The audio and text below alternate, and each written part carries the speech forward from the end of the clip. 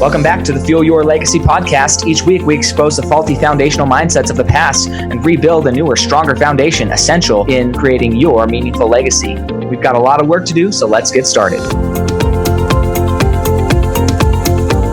As much as you like this podcast, I'm certain that you're going to love the book that I just released on Amazon, Fuel Your Legacy, The 9 Pillars to Build a Meaningful Legacy. I wrote this to share with you the experiences that I had while I was identifying my identity, how I began to create my meaningful legacy, and how you can create yours. You're going to find this book on Kindle, Amazon, and as always on my website, samknickerbocker.com. Welcome back to the Fuel Your Legacy show, and today we have another fantastic guest. I met this gentleman at a mastermind that I recently went to, and it's just incredible. The people you don't know that you need to know, and then you meet them, you're like, I needed to know you.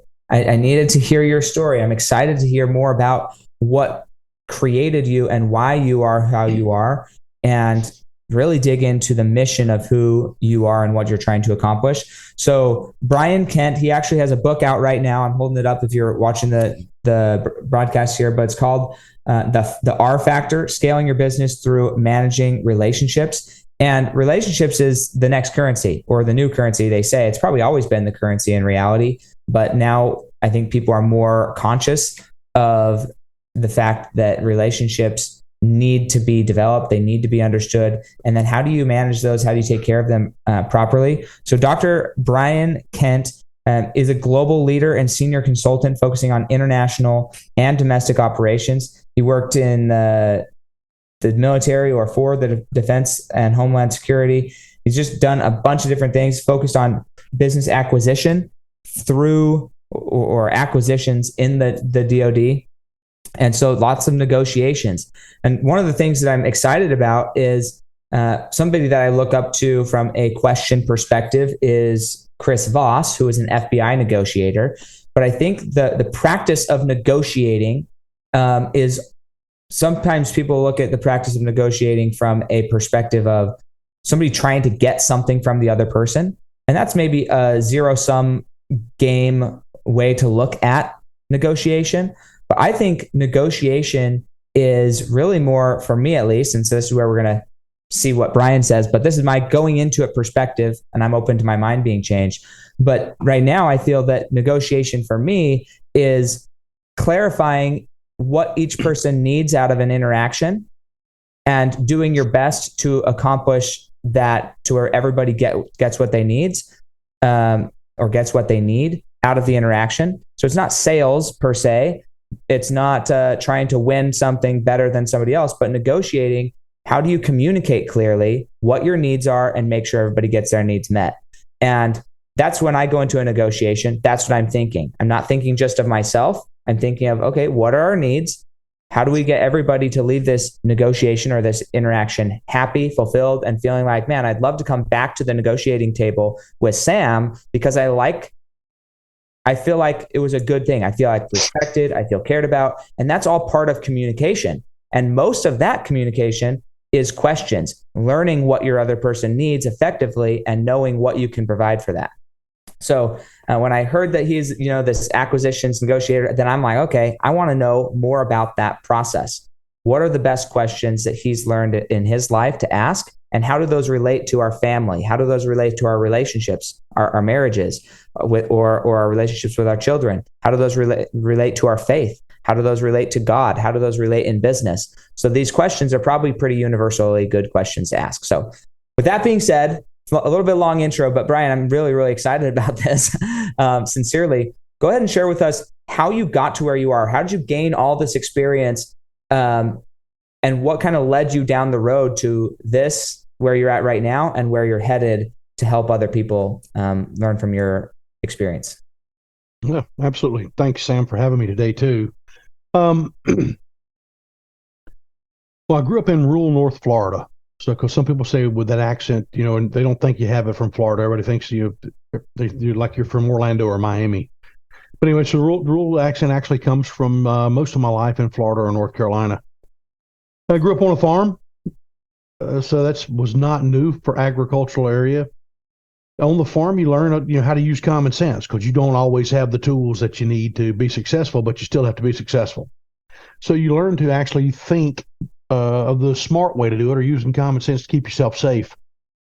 So I did that through my teenage years, or most of my early teenage years, and really started working, I'd say about 11 or 12 years old, doing small construction jobs, um, working with livestock, and then eventually actually ran tomatoes and watermelon produce all the way from the farm to the farmers markets up in Tennessee and North Carolina.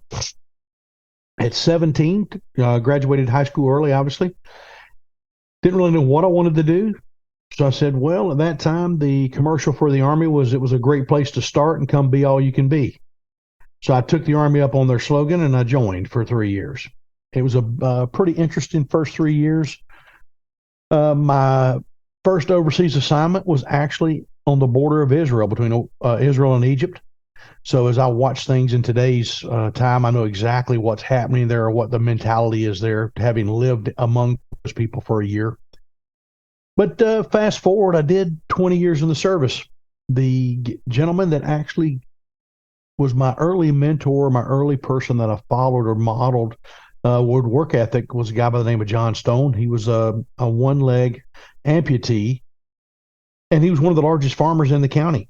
So if he could do it with one leg, there was no reason a young able-bodied guy like I could not do it, right? So it showed me the hard work can really get you to success in the future.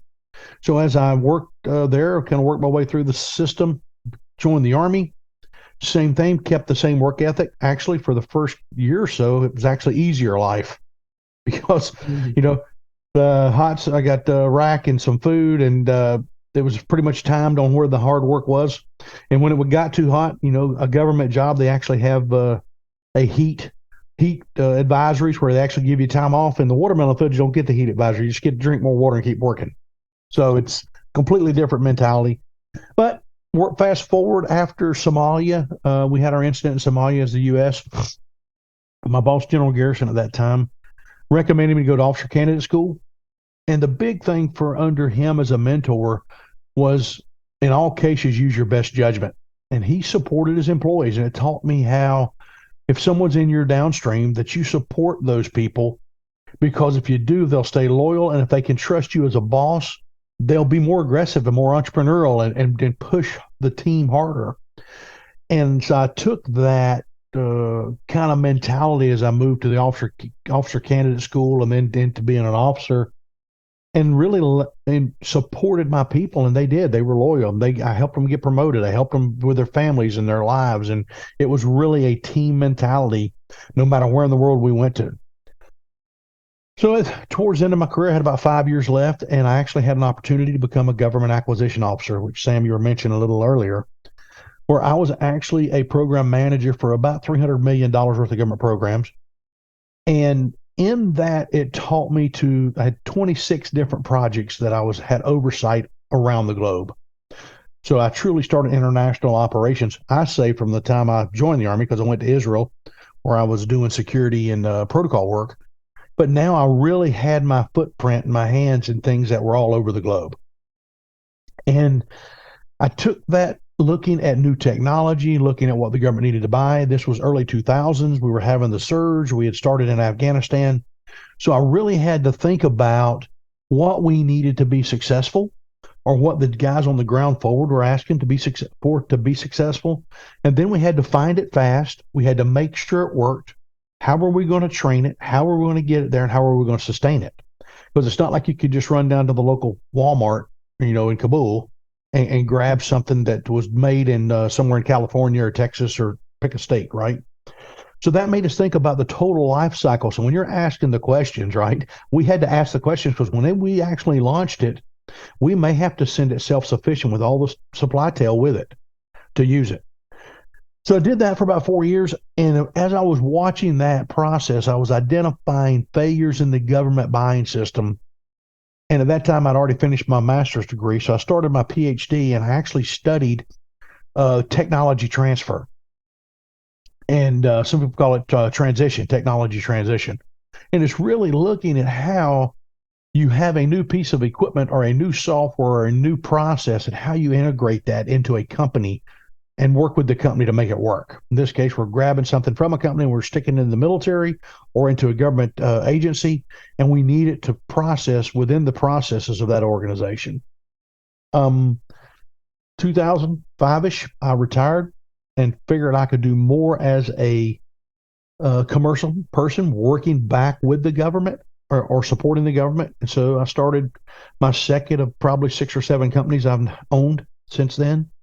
And I really have developed my career asking that why question. Why are we doing this? What do we got to do to make it better?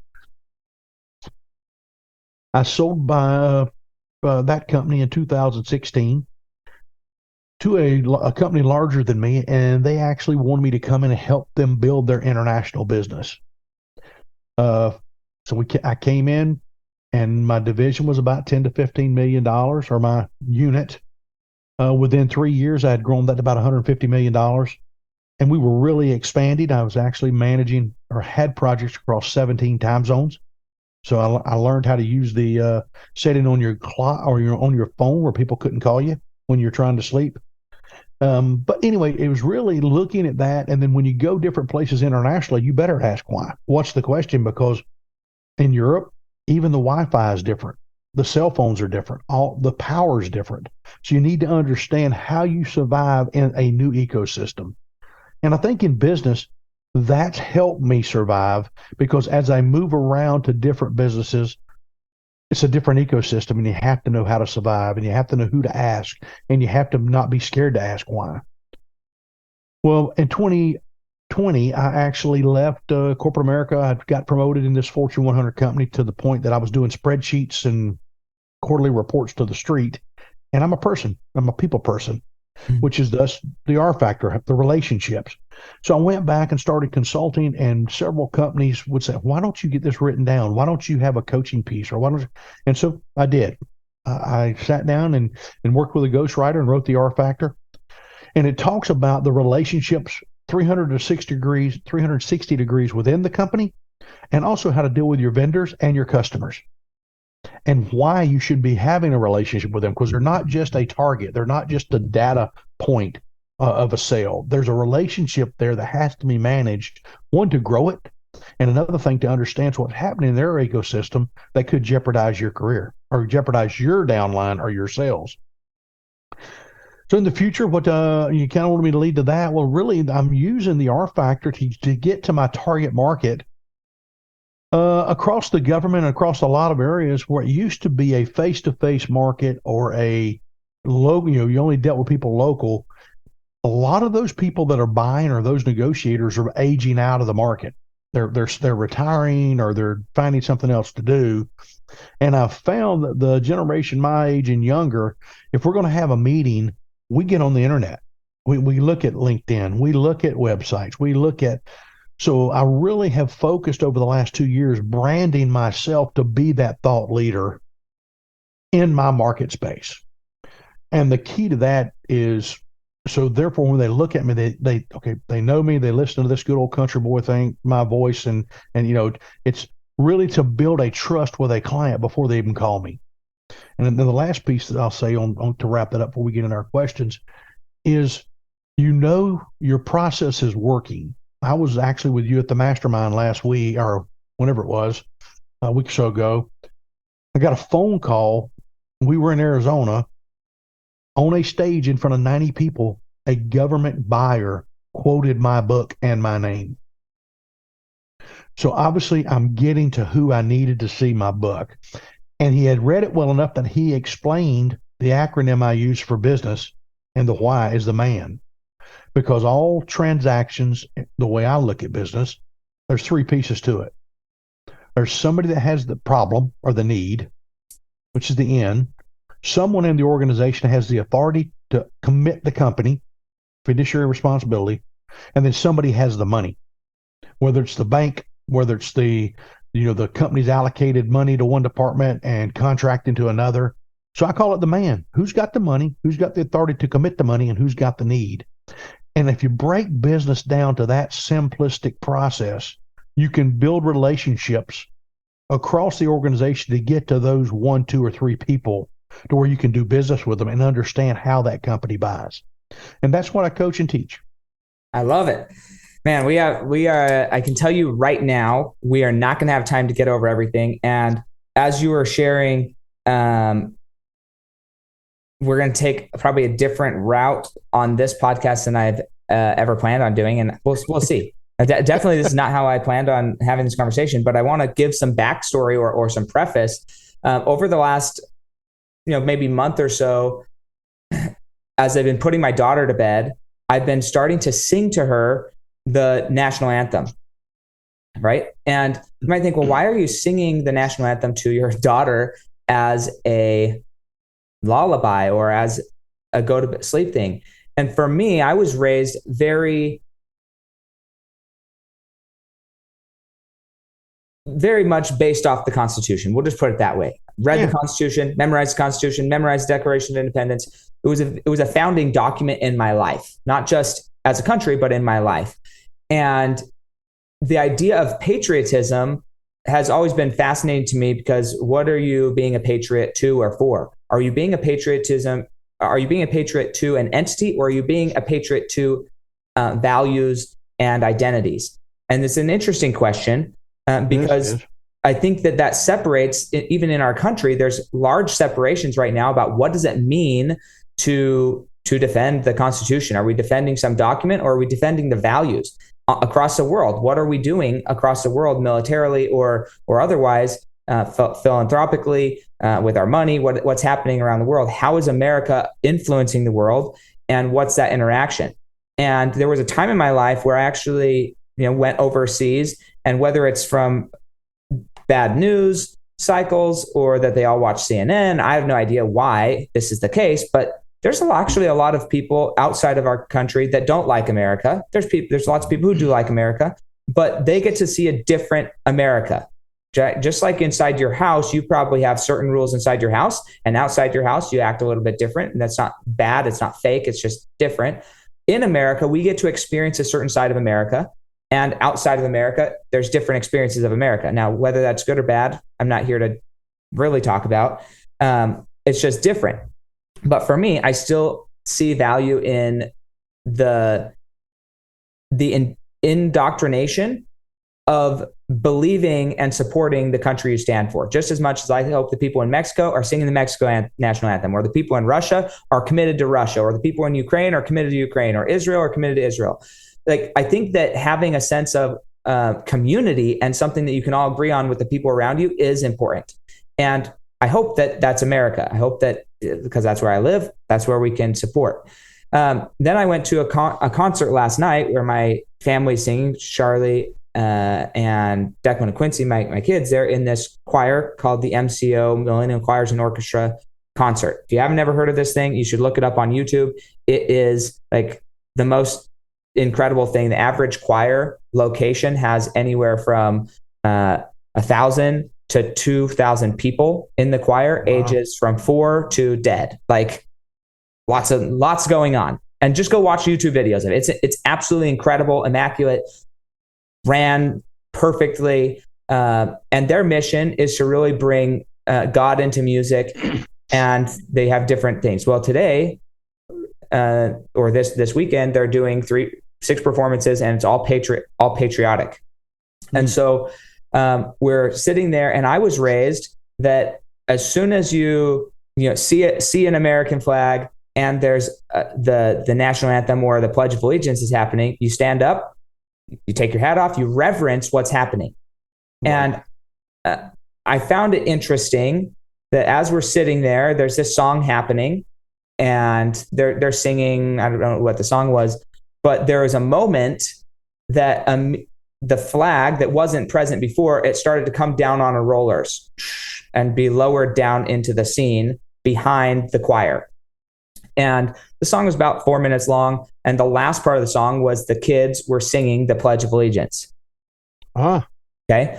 And so as this is happening, as soon as, if I'm just hearing the Pledge of Allegiance, I'm probably not standing up. This is just me. I'm not saying it's good or bad. It's just me. But as soon as the flag starts coming down into view, it was like not even really, I wasn't thinking about it, but my body stands up, hat comes off, hands on my heart, and like I'm respecting this experience. Mm-hmm. And what was shocking to me was there was probably, we made it like halfway through the Pledge of Allegiance before everybody was standing up.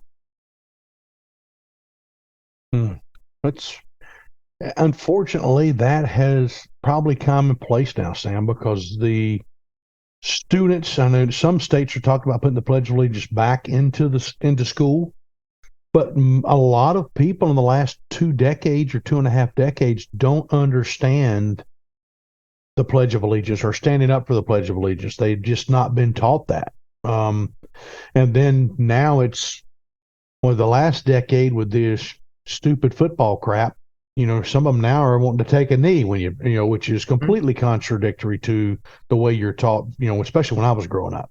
Yeah. And so, yeah, I mean, that unfortunately is 2 decades or 3 decades of just lack of education is the best way to describe it.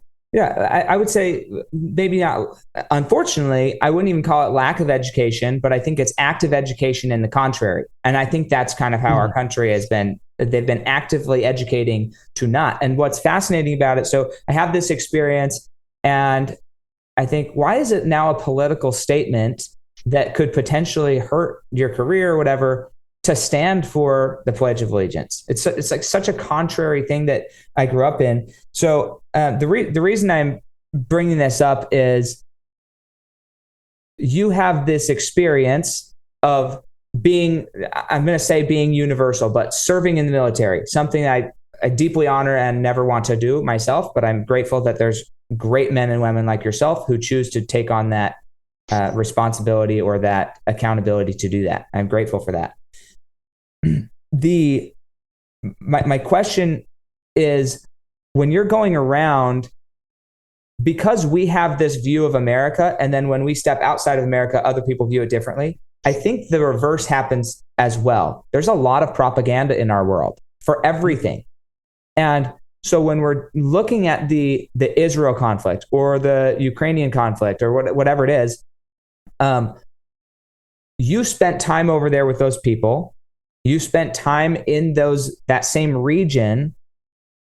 What like insight would you be able to give as far as like the positions of these different people and what they're trying to actually negotiate, and what's the main contention? Because I think if we can understand, and these people are actually at war with each other. Most of our neighbors and the people we work with were not actually at physical war with each other, but before anything becomes physical, you have a warring heart.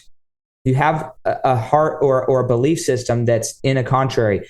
What does it look like to try and negotiate some type of peace in that type of conflict? Wow. There's libraries full of books, Sam, to ask that same question. So, first of all, let's take it a bite at a time. So about 3 years ago, there was a survey done on the American dream. And I think it was 1,000 or 3,000 people to respond to it. And the thing that caught me off guard when it came back was that internationally, there's a bigger belief in the American dream than there was with U.S. citizens. I think some of that is back to that education that people think you can't have it. Well, you and I both know if you're entrepreneurial and you want to go work, I've never had a problem getting a job. If anything, I got too many jobs. Right. So when I go internationally, so I stood up a base where we put about 400 or 500 people in Poland, and during the Trump administration, and the Polish people, it was open arms. They were just as friendly as they could be. It was all about, one, they knew the American money was coming with it because they'd seen what happened to Germany. But two was we had made a commitment as a nation to come make sure Russia didn't roll into their back door. Mm-hmm. And so that's a different issue. I mean, that's an open-armed piece. Well, then you go to Germany, and Germany's they're their own European power. right? And they are very entrenched in their belief. There's some things they don't like about America, but some things, the reason they really don't want NATO and the UN to, or NATO to expand is because right now they only got to worry about them and France, because the way they vote over there, the two biggest countries right now are France and Germany. So therefore it's like the electoral college, they get the biggest block. But all of a sudden, if you let Ukraine and Poland and Lithuania, all of a sudden that eastern block of Europe becomes a bigger block. Right. So there's a whole different political part to the negotiation when they say, why does it take so long for Finland to get into NATO? Well, that's because there's a political shell game with the electoral college for EU. Okay. So that's a whole different, I call that the geopolitical discussion, right? Sure. Now, when you get into the villages of Iraq, Saudi Arabia, Jordan, or you get into some of those towns that you're working with, they have a much deeper, our nation doesn't even understand that problem, because we are set up to where if you're poor, we're going to give you something. You get to the Middle East here, if you're poor, you're poor. There's not a subsidy thing where you get a cell phone and a car and cheaper rent. There you figure out what two pieces of tin you want to lean together, and you figure out how you're going to get water to your little hut. So it's a completely different. People that say they understand it. Now, first thing, when I hear anybody talk about Africa or the Middle East, I say, when was the last time you were there? Which I'm not. That's why I'm asking you, because I've never been there, and I'm just really curious. I want to cut through the news cycles and say, what's it actually like being there? And then the news, as you know, is a modified Adobe Pro modified. It's the best they can show you or the worst they can show you, because they've got a slant on what they're actually doing. It's not the people. Right. Most of the places I've been, people love people. I mean, I was in last year, I was in Jordan, I was in UAE, I went to Abu Dhabi, and I went to the Philippines. All three locations, when you look at the individuals and the relationships, you can build a relationship with the people. It's not until you add all of that other garbage and the geopolitical pieces to it do you have the problems. And then that's when you get into the manipulation of the masses, or the manipulation of the news to make it go one way or the other. When I lived in Israel, I lived there for a year, and believe it or not, it was same problems then that we were having, even maybe part of what you'd call now. Whereas there were car bombings or bus bombings or backpack bombings in the 80s. I mean, that was just, that was how, in the U.S., that's how we stood up our whole counterterrorism force, was because of all the problems from the jihadi problem in the Middle East. And we lived right above it. And every other Sunday night, because at that time it was $3 a minute to call back to the U.S., I talked to my mother. And she got a timer. She got to talk 15 minutes because it was $45. Right? That's a lot for a farm lady in North Florida. Yeah. And so we would talk, and her big questions would be, because she had seen the news, there'd been a bombing, so the first thing we did was we literally went through the safety. It was almost like there was an agenda to the call. The first thing was always about my safety. Mm-hmm. And you find yourself almost getting them say, "Oh yeah, that was a bench bombing, Mom. It's about 50 miles from here. That's a little heated area. They always have problems there. Nobody's worried about it." And it's like every 3 weeks there's going to be a bombing there, so you already know to mark the calendar and stay away from there in 3 weeks. It was kind of like a silent protest on that some shit got blew up, right? Right. But the people, it was the Egyptians, the Palestinians, and the Israelis, and other Arabs that were filtering through, and the Jordanians. We saw them all, and they had their biases where they kept their distances from each other. And of course, you knew you were at war all the time. So, like, I was a young NCO, and if I went to a nightclub on a Friday night, I was the only guy in the club without a gun, because they were expecting another November 7th anytime. So they were ready to go to war at a moment's notice. And so it was a different lifestyle. And I think in the U.S., we've kind of gotten spoiled to that. because as long as you stay out of the neighborhood where the gangs are, for the most part, or where crime's happening in terms of some of these bigger cities, we're a pretty safe country. And Yeah. and as a nation, we still have a lot of hunters and fishers and things like that. That's why we'll never have national gun control, because you can't tell a guy in Wyoming that's out hunting a moose or a big bear or whatever it is for his hunting that he can't have one. So as long as you have an electoral college where you vote by the states, well, then it's not going to happen. You're going to get pocketed gun control. But it goes back to, again, to the beliefs and the whys of the people. And by far, I think, Sam, most people, when I go to Africa, and I've been to about 12 countries in Africa, they are with me with open arms. They want to talk to me. They don't want me to even try to learn their language. They want me to speak English because they want to learn English better, right?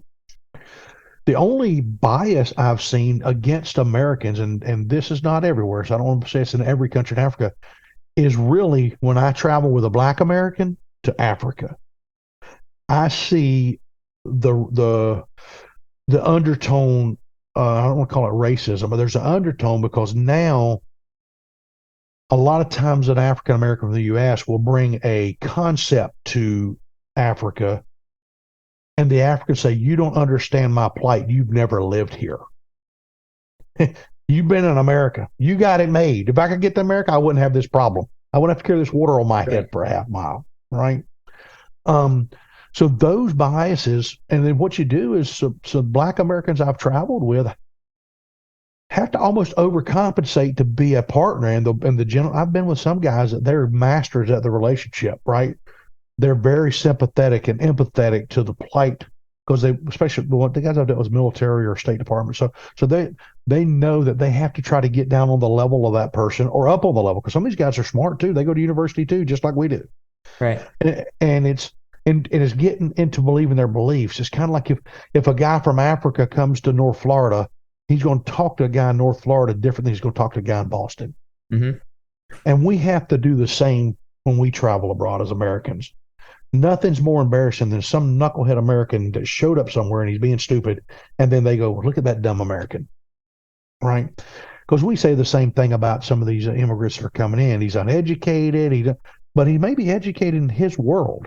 He may be a master farmer or a master plumber, and we don't even know, because we don't give them the opportunity for us to build that relationship to figure out where we want to go.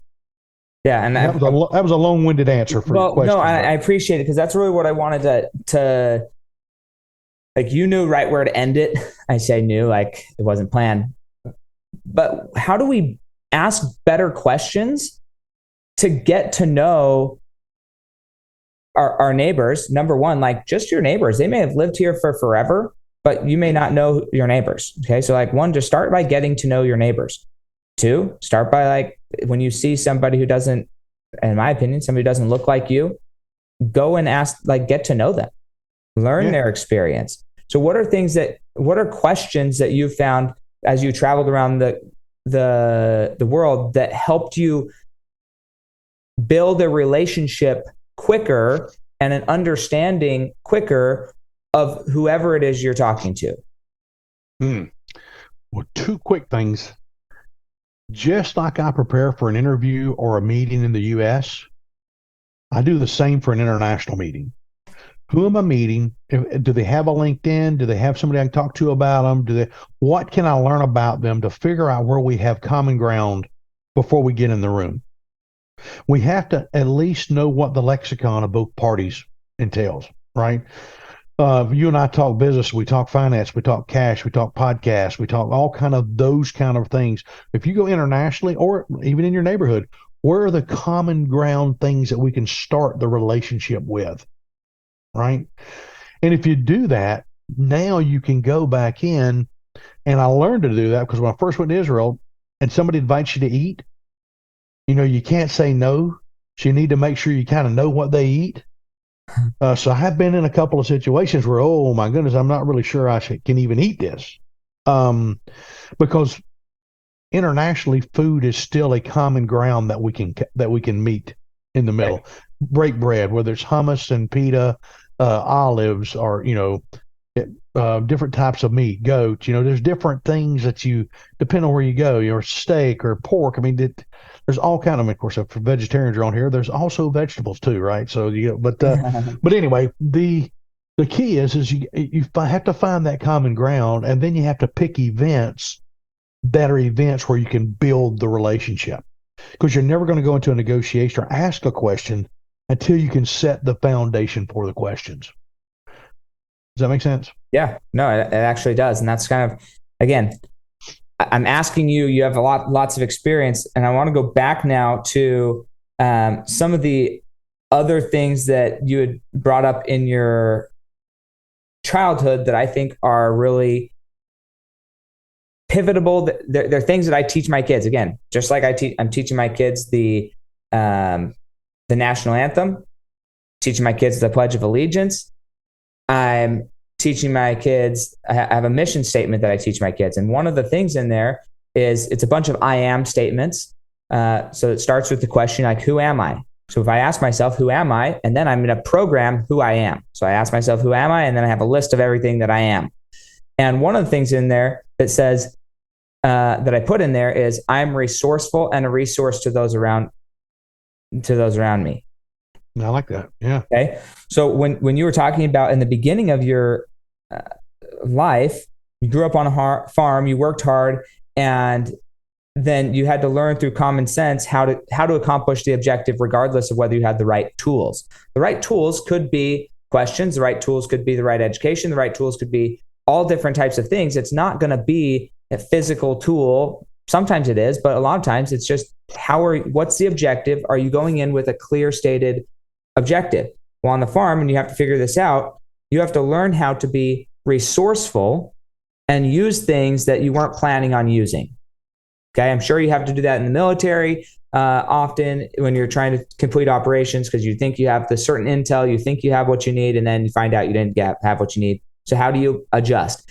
The ability to be resourceful is, I think, a skill that is underdeveloped in our country, or at least there's underdeveloped confidence in people's ability to be resourceful. Even the drug addicts on the street are resourceful, right? So people, I think, as nature, humans are resourceful. Some people are aware of their resourcefulness. Others are not aware of their resourcefulness. And so then they don't actively create better resources. But what I want to find out from you is, in your process of learning this resourcefulness, what were some key questions to identify whether something would be a good resource to fulfill the objective, even if you didn't originally plan on that being a tool? Wow. I think I want to answer that, Sam, this way. It was, I always ask, and this is another thing General Garrison instilled upon me as I was making decisions, is you have to think about the second, third, and fourth order effects of the decision you're making. Because every reaction has a counteraction, the laws of physics, right? And life's that way. Every decision you make has a counter decision that's going to be made. So you have to look at, and I find a lot of people, they want to have 100% of the facts before they can make a decision, which means the decision by then is irrelevant to be made because it's already made for you. So one of the things you'll find in my book, I say a lack of a decision is a decision, only you delegated it to someone else to make. Mm-hmm. So as you're looking at those resources, and you have to look at, I call it the 5 whys or the second or third order effect. And there's probably 6 other models that I'm not even quoting. But I think you have to think about what you have, what decision or what goal you've set. And then you can make some assumptions that some things might be achievable, or you might be able to acquire additional tools or additional education or additional money. But you've got to set out on your goal as if you're going to do it with the assets that you have now, with the resources, the mind, the money, and the power you have now. So you have to ask I call it in business, we call it the risk management steps, right? to make sure that the goal is there and we know how much risk. Because if you're going to go on a 100-mile walk across the desert, how far can I go if I run out of water? Right? Not very far. But that's where you got to ask, what do I give up? Right? So in farming, we had to, what do you give up to make sure? If you only got so much gas, you can only plow so far. What's the most important part of the field to plow?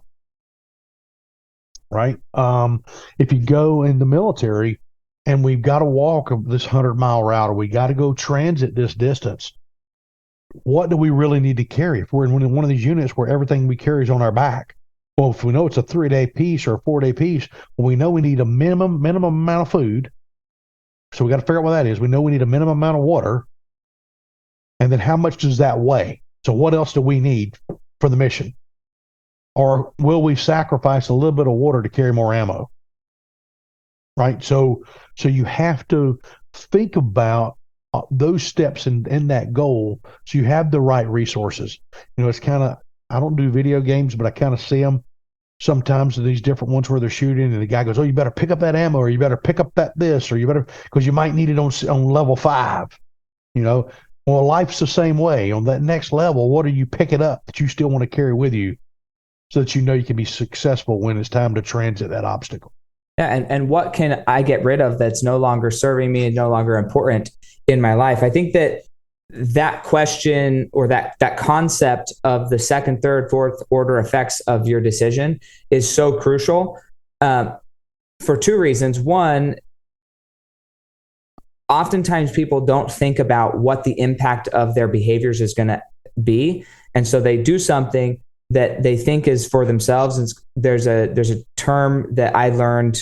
I mean, it's a word. We all know the word. We've all heard the word, but how often do we actually know what words mean? So the word is expedient, right? A lot of times people don't even know what expediency means. We hear the word, but expediency essentially is doing what you believe is going to best serve you, right? So if you're acting in an expedient manner, you're going to do what you believe is in your best interest every time. Well, if you're only thinking of your best interest in the first effect and not in the second, third, fourth, fifth effect, then you're going to make different decisions based on which order of effect you're actually trying to affect, and which order of effect you want the best outcome to be in. If you want it to be the best in the second, you might make a short-sighted decision, not realizing that the third and fourth effects are actually going to be not in your best interest. And so, and that's America today. It's go buy the car. Don't matter that you may not be able to pay for it, or you can't afford the insurance, or go to college and change your major to a simple major instead of a harder major, and then wonder why you can't get anything in a job. Mm-hmm. And then want somebody to pay your college off, right? When I ran for office, one of the things at that time, the big thing was STEM. Everybody was quoting STEM. And there was several of us like, hey, if you want to solve this STEM problem, stop all the scholarships for anything that's not STEM. And some of the music majors got mad. I said, I'm not saying music's not important. What I'm saying is, in the state of North Carolina, because I lived in North Carolina at the time, we only have so many music major jobs. So if we're producing more music majors than we have jobs for, that means that degree is eventually watered down and worthless. Yep. And that's with our money. That's with any supply. And this is the crux of it is we've got to be more intentional about what our second, third order effect is. And then the other element of that question, or the other benefit of the question, when we're thinking about that, is what is actually the priority? What must get done today versus what doesn't need to be done today? What's the absolute bare bones facts? If there's room for fat on the bones, wonderful, have fat on the bones. But you've got to figure out, how do you survive on the bones and make your bones work, and then add the muscles, then add the everything else into it. And I think that oftentimes people aren't doing that in their lives. They don't even know what the bones look like. Right. Right. And they don't know what the plan is. They haven't even thought, in this case, I'll say the plan. How many people do you and I run into all the time that they want to be a millionaire? Mm-hmm. So I hear it and I'm saying, okay, what's your plan? Well, even more important than what your plan is, why do you want to be a millionaire? Like not Why? Yeah, I got not, you. not even why, from like starting from why as far as like what you think it's going to do for you. But this is what I do every day is people think, I want to be a millionaire, dude. That'd be so cool. Look, if your goal is a millionaire, here's the thing about humans. You're going to reach your goal. I'm going to be excited for you when you reach your goal. The problem is you're going to be 67 years old. You're going to have $1 million, and it's going to be the equivalent in today's money of 250 grand. So you think you want to be a millionaire when really you need to be thinking you want to be a 10 millionaire. You need to be a 100 millionaire. But you're setting your goal under because that's what everybody in the rest of the world's setting. So why did you choose $1 million? Why not 10 million? Why not 100 million? Well, a million's a lot. Yeah, it's a lot right now, but after inflation, $1 million ain't nothing. It's nothing. Okay? And taxes. And taxes. That tax is a whole other conversation. But just inflation is going to happen and eat that away. So it's like you think you want to be a millionaire. $1 million isn't much. And so not just do you have a plan, you could have the best plan to get to $1 million. You could have it all charted out. But if your plan was to go 100 miles in the desert and you said, I've got the best plan to go 100 miles, like I want retirement. So the goal is the other side of the desert. But then you think that the distance of 100 miles is only 10 miles. And so you plan for a 10-mile journey because that's what you think it's going to need. And then you end 10 miles in, you're like, yeah, I got 90 more miles and I didn't make it. What happens? You die, you live under the bridge, you live in a tent. Like you end up just like the people in the other countries because you didn't plan well. And so understanding what the actual mission is just as crucial as do you have a plan for the mission? And yeah, we do need to know why. Like why walk across the desert? There's a lot of other ways to do it. Why are you walking, right? So that's an important question to ask. But I think even more importantly is like, what is the real destination? Get some perspective on what the real destination is. And these are questions that when you're on the farm, as you mentioned, like, man, the military was easy because they like let you take a break. But when the objective is, I've got to get X amount of food to the other side of this country or a few states over to sell this product, that's the objective. So now that you know the objective, you could be like, man, I want to take a break. Well, if I take a break, that's not going to work for the end result. So the only thing I can do right now is drink more water. Right? I don't get to take a break. I get to drink more water because what you do alters when you have a clearly defined objective and you know what needs to be the outcome. And on the farm, you learn that. You can only, like I grew up in Idaho, okay? And had lots of friends who had cows and they milked cows. The reality is you've got to wake up and you've got to milk the cow every day, whether you want to or not. Right. Like whether you want to is such a secondary thought. It's like you don't do what you want when you're on a farm. You do what needs done and you do it in whatever way you have capable of doing it. And that's a resourcefulness that isn't being fostered as much in our country as I think it could. And this is why I did this podcast is I think the reason it doesn't get fostered is because people aren't even asking the right questions. Yeah, I agree. Because now everybody's like, do it your way or however you want to do it instead of it's got to be done. Yeah. They're searching for a simpler way of doing it rather than how can I accomplish this? They're saying, can I do this easier? Can I do this faster? Can I do this a simpler way? Look, don't ask that question. Ask, how am I going to do it? That's a better question. What am I going to do to get it done? So we ran out of time. Like I said, there's no way. I have like a whole page of other questions to ask you. We can have another podcast though. Like you have the link. I'm definitely open to furthering this conversation. Okay. I appreciate you. Hopefully by then I'll be able to read more of your book so I can ask more questions about. And I just approved it for Audible too. So it's up at Audible right now getting audited. Okay. Well, so it should be on Audible. We're shooting for 1 May because they need about a week. So hopefully in another week you'll be able to get it where you can listen to it or read it. Well, I'll listen to it and read along at the same time. That's what I like. I do the same thing. I comprehend better. I listen to it and then I can pause it, make my notes, dog ear it, underline. Exactly. Exactly. All right, Sam, this has been great, man. And I look forward to another session with you. If somebody wanted to kind of step into maybe being mentored by you, coached by you, just learn more about you, where would be the best place for them to get your book? Audible's one, but is there another place that they can actually get a physical copy of your book? And then where could they reach out to you online and maybe get coaching, mentorship, or at least have a conversation with you? Oh, absolutely. So the book is on Amazon. So it's and if you don't want to go how to look for it on Amazon, go to brianlkent.com. So it's brianlkent.com. And there I have links to the book. And then in the comments section, I have a drop down. If you want to have some coaching, if you want to have some discussion, you can pick the topic, send me the note, and then we'll get you in the schedule. And I could talk to you. If you want me to, for speaking opportunities or training opportunities, if you click on the website, it'll get it over, and my team will actually get look at my schedule, work with your schedule, and try to get me in front of your group or your team. But yeah, brianlkent.com, and definitely pick up the R Factor. It's in Kindle, Audible, soon to be, and softback. Awesome. Love it. Hey, thank you so much, and we'll catch you guys next time on the Fuel Your Legacy Show. Thanks for joining us. If what you heard today resonates with you, please like, comment, and share on social media. Tag me, and if you do give me a shout out, I'll give you a shout out on the next episode. Thanks to all of those who've left a review. It helps spread the message of what it takes to build a legacy that lasts. And we'll catch you next time on Fuel Your Legacy.